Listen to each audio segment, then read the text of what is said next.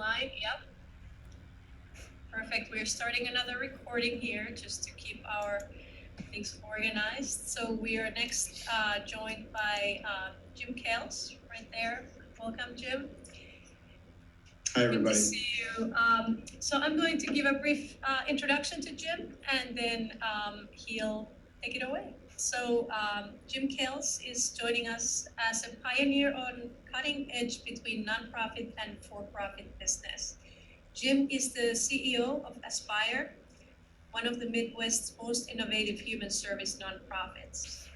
Aspire is a 70 million nonprofit and provides bold and pioneering services to people with intellectual disabilities in Chicagoland and southeastern Wisconsin. Under Jim's lead, the organization is growing its mission rapidly, and it has received significant recognition. These include awards for Aspire's work creating new employment pathways for adults with autism, Down syndrome, and other disabilities. The awards include Chicago Innovation Awards in 2018 and being a finalist in Fast Company magazine's World Changing Ideas. Jim himself is an evangelist on building a winning culture among Aspire's team of 300 employees. For 6 years in a row, Aspire has been named one of the 101 best and brightest places to work in the United States. Jim previously served as CEO of Big Brothers Big Sisters of Lake County and as the Director of Communications for the United Way of Metropolitan Chicago.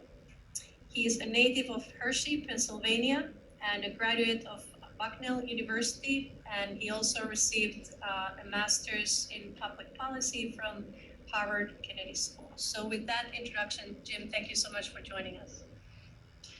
Thank you. And I'm going to keep my remarks informal, and we can then have time for some discussion. And I hope that I'll unearth some ideas or some concepts that people might want to dive into further. But it's really an honor to be with all of you this afternoon. I love working with DePaul, and the topic of entrepreneurship and disability is very close to us here at Aspire and close to me personally. I wanted just to give a little bit of introduction about Aspire beyond the introduction which you kindly gave, just to give you a bit of a sense of how we're situated and what we do, talk a little bit about what makes us unique in the disability field, and then talk about some of our entrepreneurial activity, and then maybe talk a little bit about COVID and some of the directions we're going in the future. So we are an organization based in Illinois and Wisconsin, and we are really focused around the principle of inclusion for people with disabilities. So while we have a big scope, we have about 250 team members, about 30 locations, and we work with about 600-700 people with disabilities. Our focus is uniquely around disability inclusion. That is our North Star. The reason that we're here is how do we create a more inclusive community in the Midwest for everyone, and centering around disability. And that really led us into our journey of entrepreneurship, that focus on inclusion. Our impact model is really one where, again, we don't see ourselves simply as a service provider, providing services for people with disabilities. We see ourselves as a movement for disability inclusion. And because of that model, we really see our end goal, the impact we're trying to make, is a more inclusive society. And we concluded early on, about a decade ago, that to really move our model forward, we needed to be a partnership-driven model. Aspire, as a sole actor with 250 employees, can only do so much. And even with 1,000 volunteers, we can only do so much. And so we really rely on partnership with other nonprofits, educational organizations, companies, artistic organizations, theaters, museums. Any organization that wants to build a more inclusive world is potentially a partner of Aspire. So we started this journey on our new vision of inclusion about 12 years ago. With maybe 10 partners, we now have more than 300 partners across the Midwest.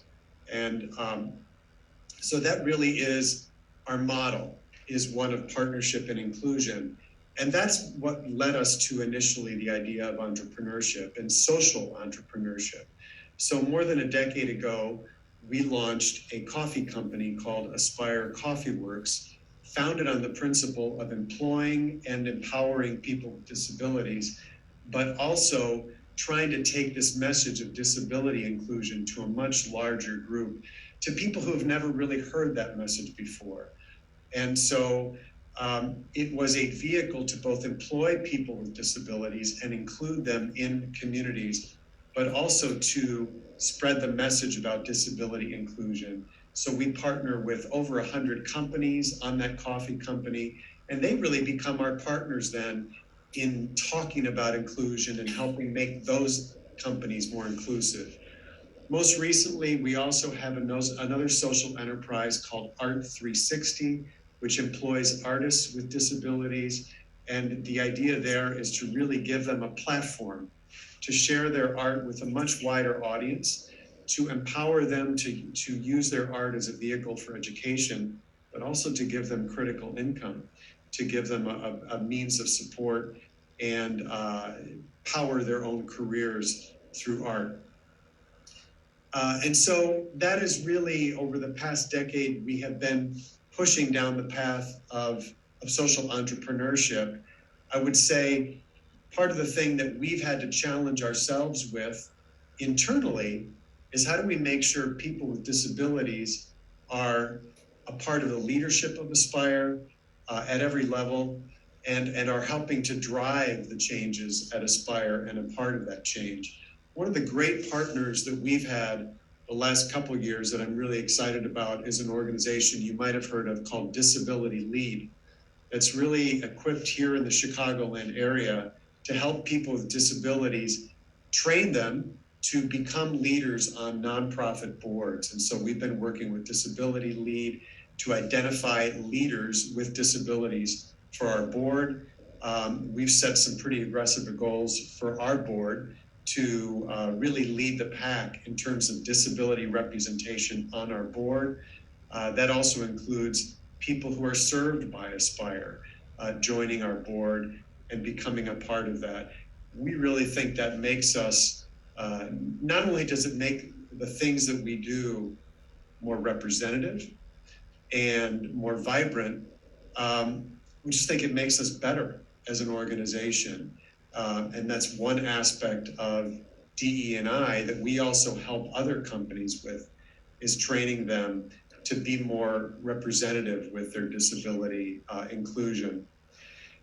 One topic that I wanted to touch on is this idea of intersectionality, and how does the disability issue both touch on and how is it impacted by other issues of race, gender, sexual orientation, and other cutting issues. And one issue that we're kind of excited about, that we're going to be launching a new initiative in partnership with Mayor Lightfoot and the city of Chicago this spring, is a new initiative to really expand employment opportunities for adults with disabilities in the south and west sides of Chicago.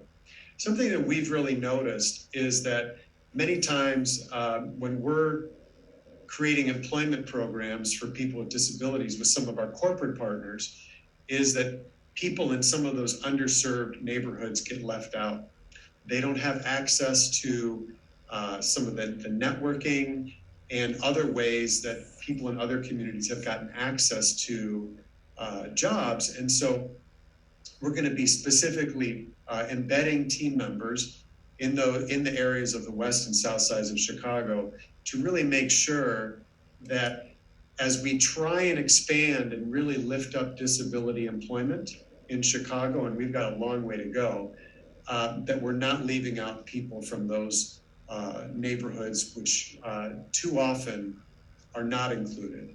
And so we're excited to be launching that again in partnership with Mayor Lightfoot and the city of Chicago, also some great support from the Weinberg Foundation and the Polk Brothers Foundation. And I think Danny, our head of grants, is on the call here, and she's done a tremendous job working with funders to help understand those issues of intersectionality, which I think are really critical, because the disability issue, Danny and I had a great conversation on this yesterday. You know, one thing about disability is it is a community that anybody can become a part of at any time. And it's in a community that many of us may become a part of it at some point during our life. And so it does cut across every single other community and is quite universal. And so I think it's important that we talk about these intersectionalities and how they play and come together. And that's something that as a team, we're excited to be really moving forward with in the next couple months with that partnership with Mayor Lightfoot. I would say one other thing that we're really pushing forward in the past year, and COVID really, I think, has accelerated this, is we've had more and more companies, as people become familiar with Zoom platforms and use it every day, we've had more and more companies ask for training on how do we help their organizations. And it's not just companies, it could be theater organizations, arts organizations, school organizations. How do we help them to embrace people with disabilities and be more welcoming and inclusive to people with disabilities? And so we're using Zoom as a platform for training. We've created a training module called We Connect that we have launched in the last year. And we're working with a lot of different organizations to train them to both better welcome, employ, and include people with disabilities into their organizations and companies. And we think there's a long way to go there. But what's exciting is how many companies and organizations have come to us asking for help, saying, we want to do this. We believe in it, but we don't know where to start. So help us to start. And so we're doing that. And we're optimistic. While it is a challenging time and COVID has made a lot of things challenging, we really believe that many people now are really excited about this message of disability inclusion. And for us, entrepreneurship has really been a vehicle to share that message of disability inclusion, and something we plan to continue to do. So those were my kind of formal, informal remarks. I'd love to just open it up to the group and see what questions you have of me, and we can take the conversation whichever way you'd like to go.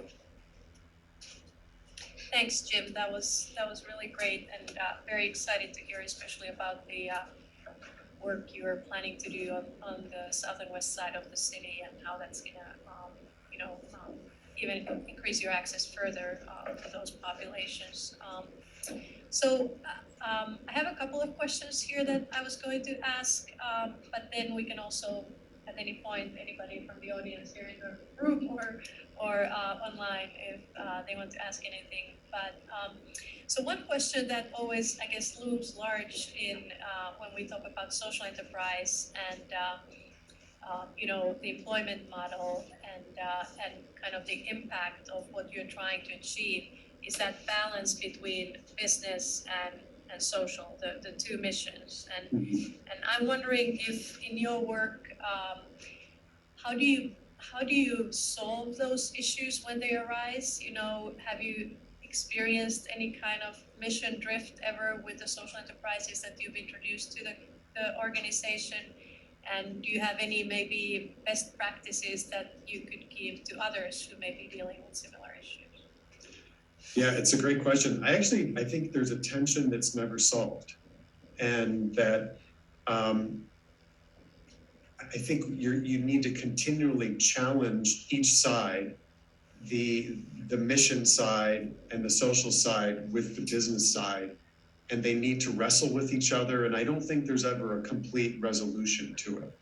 And I think each side sort of needs to challenge the other and say, are we being true to the mission of inclusion, but then also challenge yourself on the business side to are we doing enough to be sustainable, to grow the mission as aggressively as we can and so I think there's always a tension, but I think it's a healthy tension when done correctly. And I think if the team understands that there's a tension, then there's a debate among the team of how do we resolve this, or how do we move forward with it.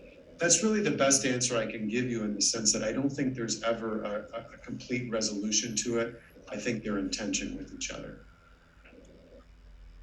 Thank you.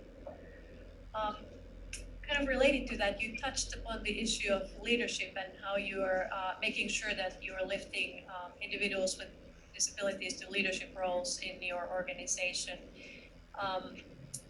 Is there something there that has worked particularly well, and maybe some specific challenges that you could talk about in more detail? Well, I think there's multiple levels of leadership, but let me start with the board first, and then I'll go to sort of executive leadership and leadership generally. With our board, I think we've had diversity, equity, and inclusion as a discussion of our board for over a decade, and I'm proud of the steps we've made with our board. I think that's another issue where, when you try and create more diverse boards, it's never something that you sort of do once and you're done with. It's a continual process, and you need to teach your board that this is a continual process of constantly thinking about diversity. The good news is, the more progress you make in making your board diverse, the more progress you make, which sounds like a simplistic comment, but what I mean by that is, the more robust, diverse voices you bring onto your board, who then have diverse networks, it snowballs, to use an English term, it snowballs, and it gets easier because you start getting more tentacles into different parts of the community, and you start getting really good candidates from all different places you didn't expect. So the good news is, if you keep at it, it really is, you can make good progress. I think working with Disability Lead has been a real plus for us, because they are, really have that sole purpose of identifying great candidates with disabilities who want to serve on boards, and training them, giving them the skills to jump onto a board on day one. And so that's been great for us to have that partnership with them as well.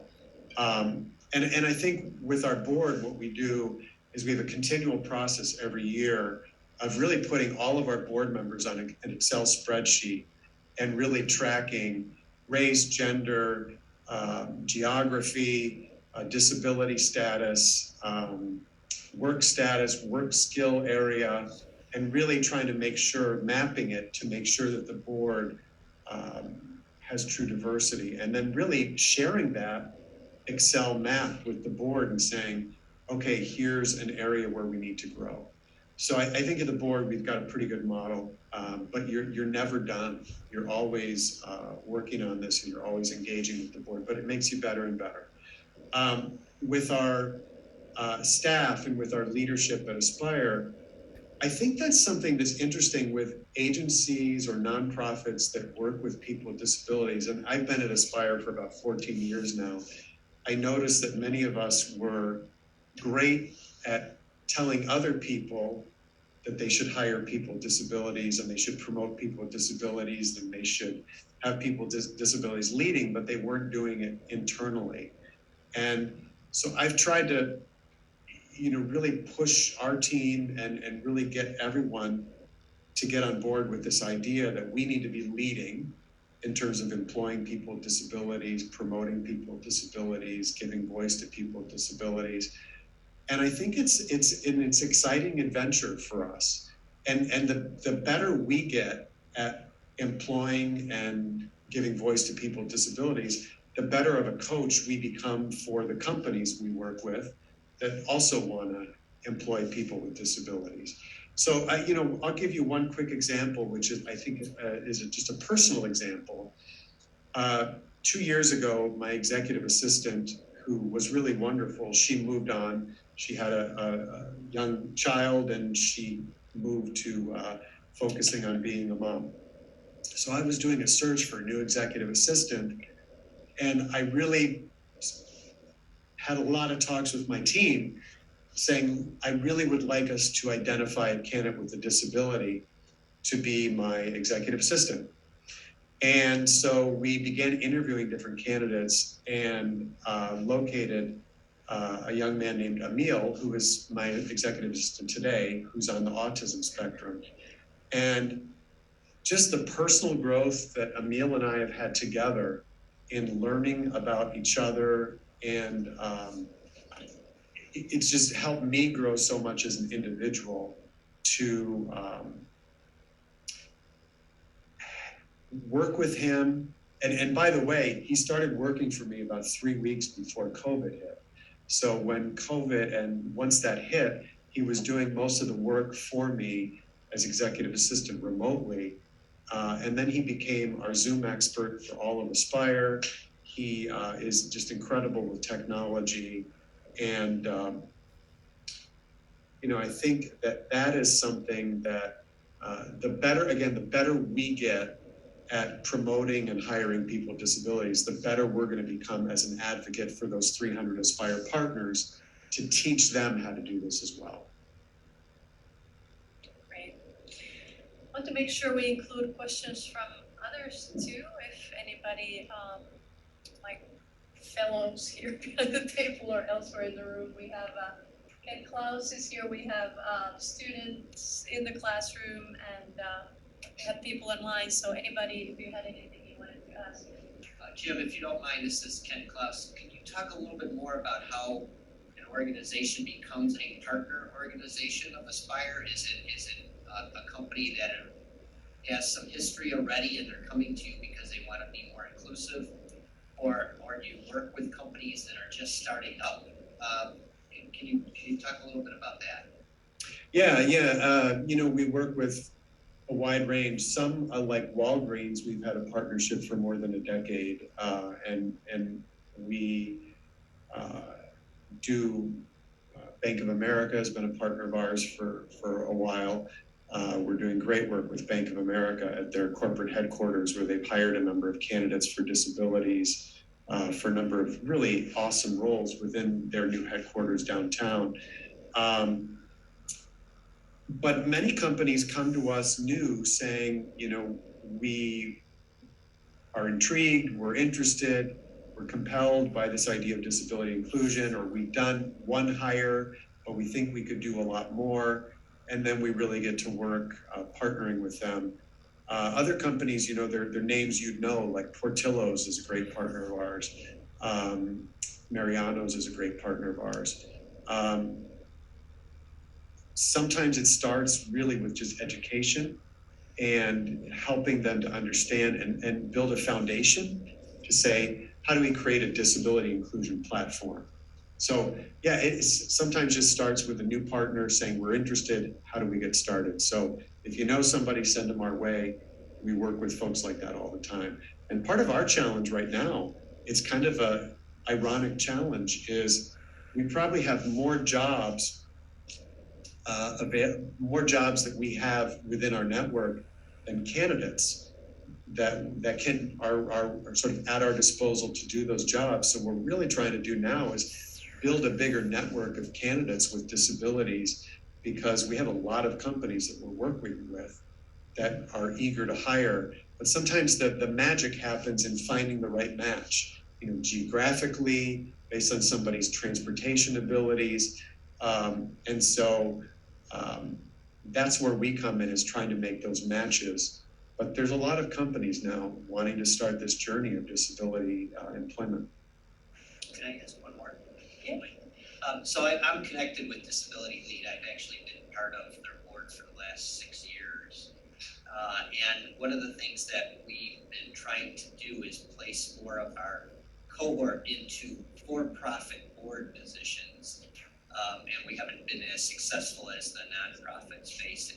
Have you seen much interest by Walgreens and Portillo's, some of these companies, to have board representation from the disability community? I'm disappointed honestly, to hear that you haven't had that, because I believe that needs to happen. And I'd be thrilled to work with you on that, because I think that's something like, we talking to the executives at Walgreens or some of the other companies, I think that's something that needs to be on their radar. And, we think this is a really important piece of DEI. And so when they look at the corporate boardroom, I think that's something we need to be talking about. So let's talk more about that. I'm disappointed to hear it, but I think there's also. Have you had much success personally in that regard, or aspire? No, we don't work with corporate boards, placing people on corporate boards. When we place candidates in positions, they typically are, frontline positions, they wouldn't be in the boardroom. Okay. But that doesn't mean that that's not critical. And again, I think that's something we need to talk more about. I'm surprised you haven't made progress, but we should. Let's work on it. You know Emily very well, so I'll connect the three of us. Yeah, I do. They've been great. And that, that I think that what I love about Disability Lead is they really fill talk about filling a unique role, is that leadership role is just such a critical piece. And we've leaned on them very heavily to help us with our own board representation. And I think there's a great opportunity for companies to do the same. Thank you. Sorry. Good. I wanted to give you a visual of Ken Klaus here in the room with us. That's okay. A blank screen is perfectly fine. No, thank you, Ken. Very good. Jim, you mentioned that you're currently facing, one of the challenges you're currently facing is that you're almost having more demand for disabled staff members than you can provide to Aspire. Could you also talk a bit more what you think are some of the challenges or / opportunities you might face going forward after, or hopefully now that we're coming out of this pandemic, things are opening up and so forth, what you really believe some of the main challenges for Aspire as an organization, and maybe the disability employment movement as more broadly will be facing looking forward?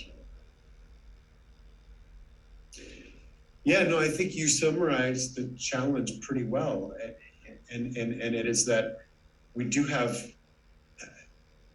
I'll give an example. When we really started pushing Aspire, and we really started pushing towards disability employment 13 or so years ago, you could probably count on one hand the number of Chicago companies that were very active in hiring candidates with disabilities. Now you could probably count on one hand the number of companies that are not active in hiring people with disabilities. So we've made huge progress in getting companies more attuned to it, but I think we need to now move to the next phase, which is kind of not just a performative phase of this where you hire one or two people as a showpiece, but you really get to sustained and scaled employment of numbers and a bigger commitment from the companies to do that. So we'd like to see more investment from the companies in this. I think the companies need to invest in a platform like Aspire to create the bandwidth.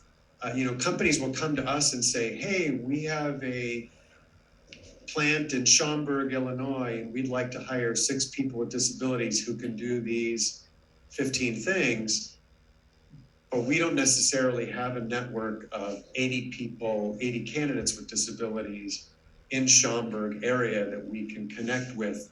And so it's sort of building the labor market, if you will. And we're getting there, and we're starting to do that. But ultimately, we'd like to do it not just in Illinois, but also Milwaukee, Minneapolis, Indianapolis, and kind of think about it regionally. I think we're still pretty early in this journey. We've made a lot of progress the last 10 years. Like I said, a decade ago, nobody was really talking about this. Very few people in corporate America. Now everybody is, but now we need to go from talk to action and results. This is a great tipping point moment towards the changes that the pandemic brought to your impact model, both in terms of constraints and opportunities. Yeah, I mean, I think the big impact, one of the impacts the pandemic made for us was the number of people that we had worked so hard to get jobs for that lost their jobs. We estimated the New York Times did an article on how hard COVID hit people with disabilities in terms of employment. And they interviewed us for that article, and we calculated out of about 200 people that we had placed over the last couple of years, more than half had lost their jobs in the first couple months of COVID. So some of them were the very first people to be let go during COVID, unfortunately. So we've started to dig out of that. But I think a couple things that we've done, you mentioned, new models with COVID, was really being more aggressive at consulting with companies via Zoom and using Zoom as a tool to teach them and teach their teams about disability inclusion, something we weren't doing before COVID. And I think in general, what COVID has done is forced everybody to be more nimble, more creative, thinking more about how to use resources differently. I think it can help us now also think about how do we connect to clients and connect to potential candidates with disabilities using technology. So I'm excited about the next couple of years. I think we are at a tipping point, and I'm glad we're finally now coming out of the deep COVID period, because we're ready to get a lot of people jobs over the next year,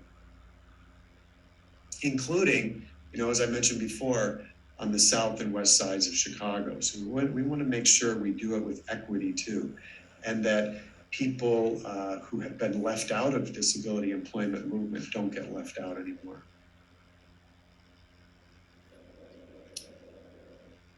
Diego, you have a question? Yes, hi everyone. Hi, Jim, really nice to meet you. So just a background about myself and what I do. So we work on supporting entrepreneurs with disabilities. We run an accelerator that focuses on supporting founders with disabilities. So really excited to be here and part of this conversation. But I wonder if you could clarify a little bit more specifically what you're doing in terms of working with entrepreneurs with disabilities, because from my understanding and just looking at the website, it seems like it's placing people in jobs. And so how does entrepreneurship play into the model? So we are entrepreneurs, Aspire are entrepreneurs, and as part of that entrepreneurial organization and our collective leadership, people with disabilities are a part of that. And then we have the art enterprise, which really are artists who we're empowering to create their own artistic careers through the art enterprise. I'd say all of these tools are important. If you look, Diego, at the percent of people with developmental disabilities who are employed, it's typically around 20% of the population. We've got a long way to go. And so I really think we need all these different tools out there. Groups like Aspire pushing employment, pushing companies to be more aggressive in hiring people with disabilities, and then also creating entrepreneurship and entrepreneurs with disabilities, giving them the tools. We're not specifically doing a lot of micro enterprises or those kind of things that you're doing, but I think the work that we're doing is part of the same movement. We need it all because we have such a long way to go, and people with disabilities are still so left out of so many discussions, and still so left out of the employment market. Makes sense. Thank you. Thank you, and thank you for your work, Diego. Yeah, I'm really impressed when you talk about you hired a disabled assistant and you and him both grow personally. And that's a wonderful situation. And we also know in reality, as you mentioned, there are a lot of people with disability and a lot of company actually has openings, but they don't find each other, right? They don't find this match. What do you think is the real challenge the company can do to not only hiring, want to say they want to hire, but also retain these people and see they will have this both growth win-win situation, so will be more sustainable? Yeah, I mean, it is the most unusual thing, right? That there's a desire on both parts. There's a desire of many, many people with disabilities to get involved in the work world. And there's a desire of many, many companies to hire diverse candidates, including candidates with disabilities. So why isn't it happening? And, you know, I studied economics as a college student. It was many, many years ago. I won't tell you how many years ago, but, you know, you think about markets and how markets should function. They would say, well, why is that market not functioning? Why is the market not working? And basically, I think part of the reason is it's undeveloped at this point. The market is undeveloped. Now you do have new players in the marketplace. You have some new websites which are popping up, which are trying to help employers to identify candidates with disabilities. And I think that's a good solution. There's not one solution to this market problem. So I think you're going to see more technology solutions to link candidates with disabilities with employers. But part of the issue is this is very new. You know, this is really just the last 4 or 5 years that there's been such interest in this. And so a lot of the solutions are being developed on this new frontier, if you will. And I think part of our sense of it at Aspire is that many times candidates with disabilities don't make it through interviewing processes because of bias. And because just once they got hired, they are more likely just to stay retained in the company as well. Or you say, okay, they probably work for a while and then still they cannot. Could you say that one more time? I'm interested. I think this is a challenge for them to get hired, but after they get hired, I probably would say there's a challenge for them to stay in the company and thrive.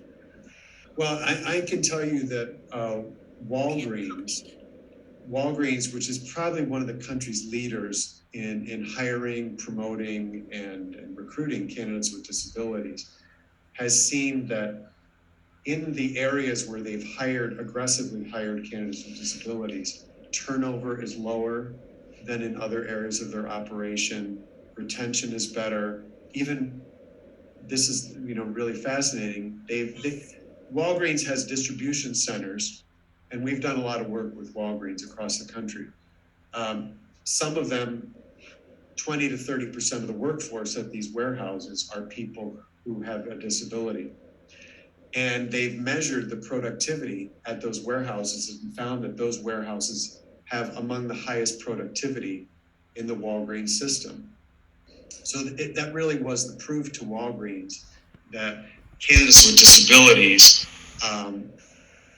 are really an incredible resource for them, and in terms of their dedication and their commitment, the low turnover, and so they've really invested in it. I think one of the challenges companies have, and that's where Aspire sometimes comes in, is I do think there's bias in sometimes in the HR teams, or unintentional bias, where they meet somebody with a disability and maybe with autism, and they think that person can't do the job because they're not good in the interview. There's still, in a lot of companies, the idea that interviewing somebody during an interview, and do they make eye contact with you? Do they have a good answer? That's relevant to the work that they're going to do, for example, in a warehouse. I remember when we started working with Office Max and Office Depot, two of our great partners, they initially, we brought them a candidate to work in one of their warehouses in the Chicago area, who we had tested, and we knew this person would be very capable of working in a warehouse. And they did the interview and they sent this person home and they rejected them for the job. And we said, well, why did you reject them?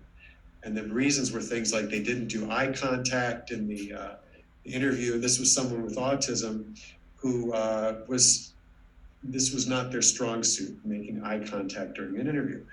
But it turned out we got them a second interview and they measured they call it productivity, how well they do in the actual warehouse and fulfilling tasks. And they called and said, you're not going to believe this, but this person scored the highest on this score that we've ever done. But this was somebody that initially they rejected because they didn't make eye contact. So I think there's work to do with companies to help them make sure that their interviewing is relevant to the job that's being done. Thank you so much. Thank you. Good question. We still have time. I want to follow up on what you just said, and then also linking it to the number you said earlier with the 20%, only 20% of people with intellectual disabilities actually being in employment. And I'm personally based in the UK. I'm still within the first 15 hours of ever being in Chicago in my life. So, but like we see those differences as well. And for instance, people on the autism spectrum, we have figures as low as 9% of them being in employment. And I was wondering, with your work with Aspire, where you see companies might be, if there are certain conditions, types of disabilities where you feel within the groups of clients you have that companies are more biased against, where it might be harder or requires more work on your side to change those mindsets. And you've already mentioned the hiring and, for instance, linked to autism, but I was wondering if within the diversity of the people you work with, you just see that some face more struggles than others. Do some candidates have more struggles than others? For sure. I mean, our candidates are very diverse and they have different abilities and different talents and different interests. What we've tried to do is we made a choice 4 or 5 years ago to really be focused on certain industries that we thought would be really where we could get a lot of hires of people with disabilities, people with intellectual disabilities. So we do a lot of work in warehousing. We do a lot of work in hospitality, the culinary restaurant field. We do a lot of work with hotels, hospitals. There's a range of industries that we work with that we find have a problem of jobs that have a lot of repetition that most people don't want to do, and a lot of turnover in those jobs. So I call them high turnover, high repetition jobs. And we think that there's a huge opportunity to change that, 20% and grow it to 30, 40, 50% employment by being really focused.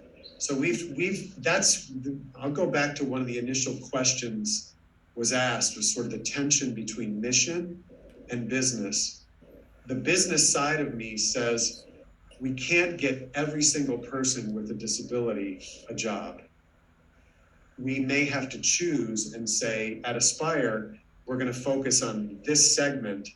If I can get 1,000 people a job in this segment, or I could work really hard and get 3 people a job in another segment, I'd rather get the 1,000.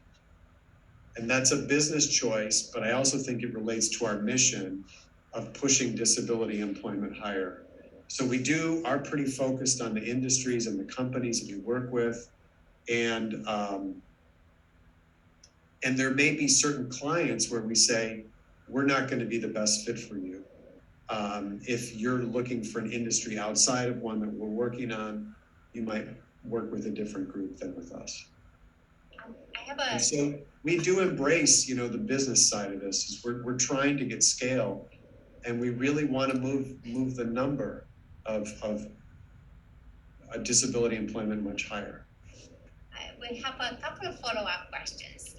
One is directly to Annika's question, and without putting you on the spot, we are all researchers of different intersectionalities, and yet we have very little data or even models that work well, especially the moment we have more than 2 or 3 intersectionalities. And a lot of your impact model seems to be growing towards addressing multiple intersectionalities at once.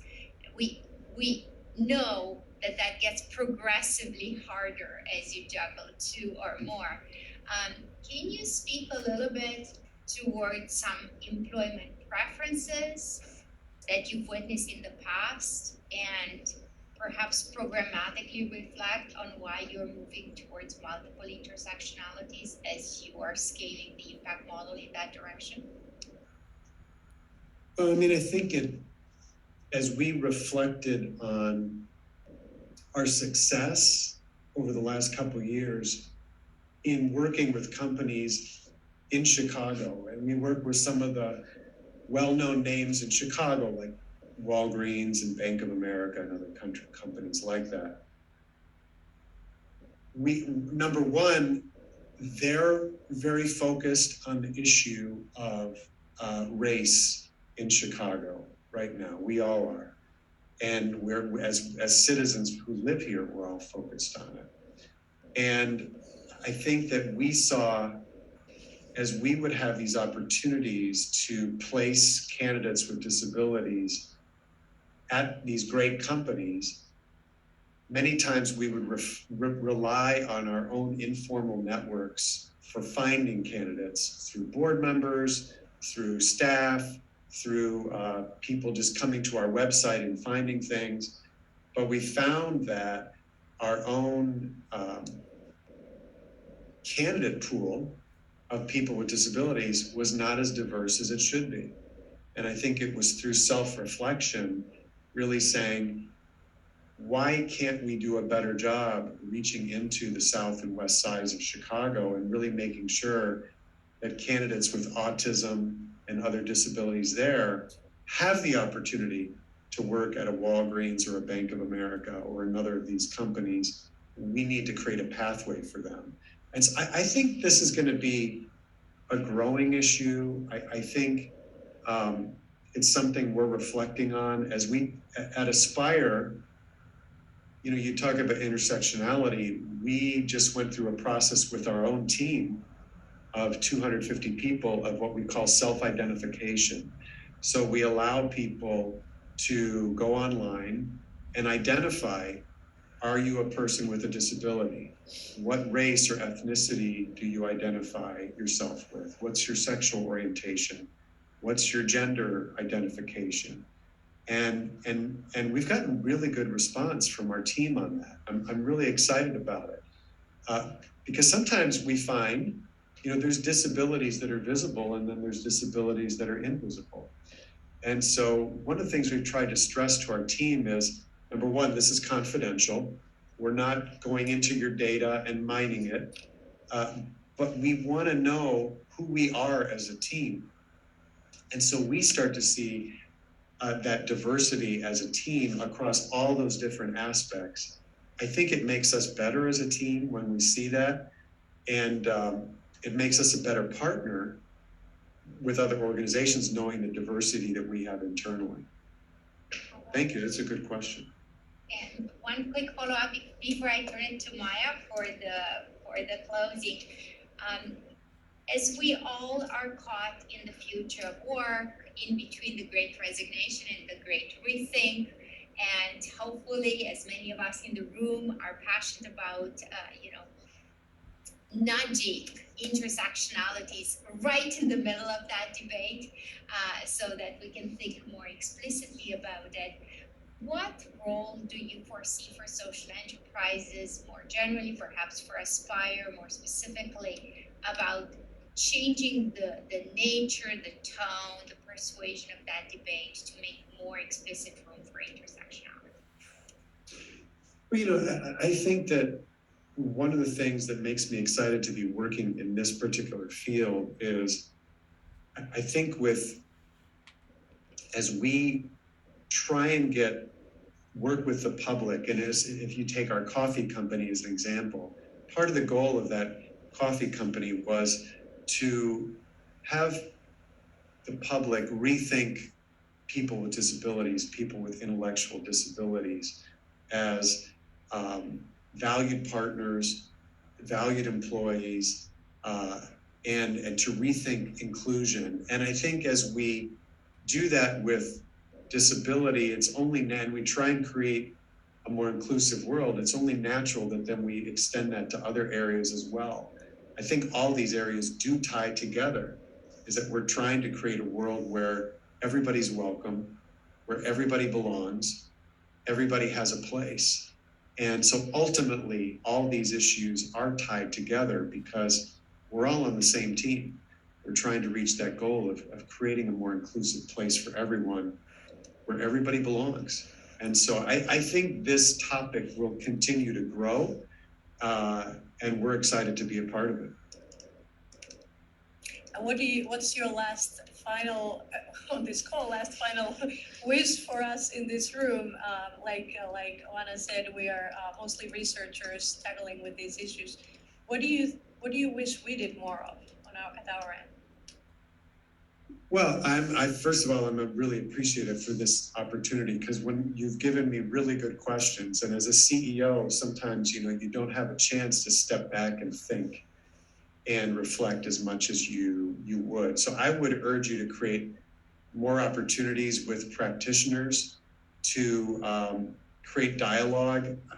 I think that this is that tension, right, between academia and practice, that it's never resolved, but I think it's really healthy. And I think that those of us that are in the field, that are doing the work, are really going to be enriched by those of you that have the ability to research and dissect issues, and vice versa. So let's keep the discussion going. I like that. That's the perfect note to finish on. Jim, thank you so much for taking this time to be with us here. Let's keep the conversation going. Thank you all. I've enjoyed it very much, and you're welcome to share my email if people want to follow up, and people can also connect with me on LinkedIn or Twitter, or however you prefer to connect with people these days. We will. Thank you. Thank you, Danny, for joining in too. Thanks. Thank you. So we're going to take, with the program here, we're going to take a break until 3:30 Chicago time. So a little bit over half an hour. So everyone get your coffee and whatever else you need. And then we have our final panel on refugees with disabilities starting at 3:30.